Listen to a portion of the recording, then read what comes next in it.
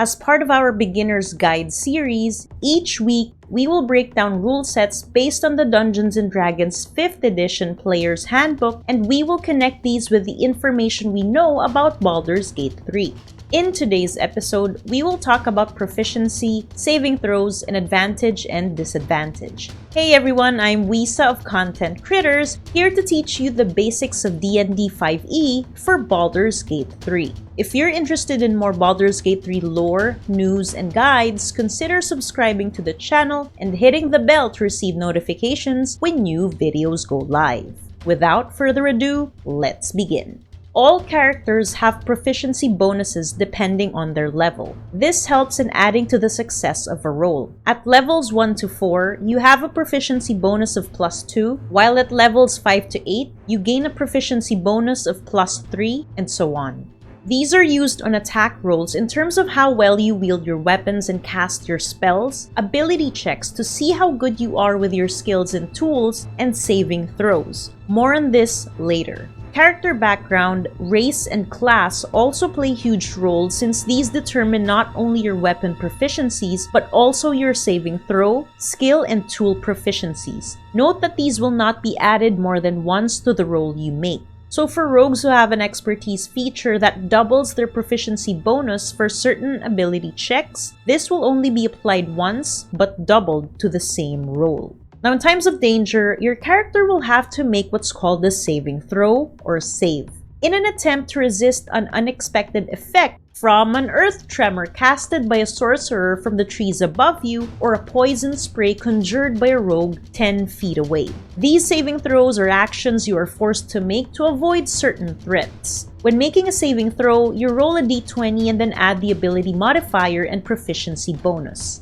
It's important to note that each class is proficient in at least 2 saving throws. So for example, clerics are able to add their proficiency bonus to wisdom and charisma saves due to how devoted they are to their deities. The difficulty class or DC is determined by the skill level of the character who has caused the saving throw. In this context, the DC, say from a spell, is determined by the spellcaster's ability and proficiency bonus. This can range from very easy at a DC of 5 or nearly impossible at a DC of 30, depending on what you have to do. One example in Baldur's Gate 3 is convincing the goblin to release a gnome from captivity, which is very easy when you have a tadpole inside your head, considering its influence over others. A saving throw is considered successful when the character suffers little to no harm. Alternatively, a failure will result in full dreadful effects, such as Astarion possibly slipping into the river Kionthar that you will have to deal with.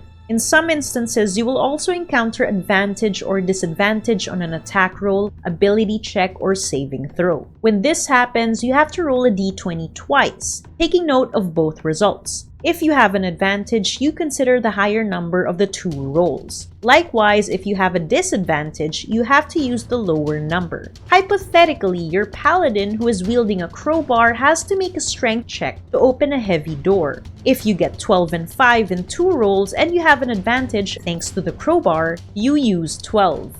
Otherwise, you use 5. When there are 2 advantages on an attack roll, say for example, Lae'zel using a melee attack against a goblin, and your second party member Will casting Eldritch Blast on the same target, your rolls will not be stacked. This means that you will still roll a d20 twice instead of rolling it 3 times, 1 for attack roll and 1 for the 2 advantages. In cases when you have both an advantage and disadvantage, you only need to roll a d20 once, since these 2 will cancel each other out. Some races, such as a halfling, allow you to reroll the lower number due to their trait. If this halfling has an advantage, he or she can reroll the lower number using the lucky trait. Advantages and disadvantages are gained by using special abilities, spells, and certain character conditions. Additionally, inspiration, which is gained by choosing dialogue options with darker and heavier consequences in Baldur's Gate 3, can also give advantage. What other D&D 5e rules would you like me to talk about next? Let me know in the comments section below. So that's it for today, guys. Thank you for watching. I'll be back again this week for more Baldur's Gate 3 videos.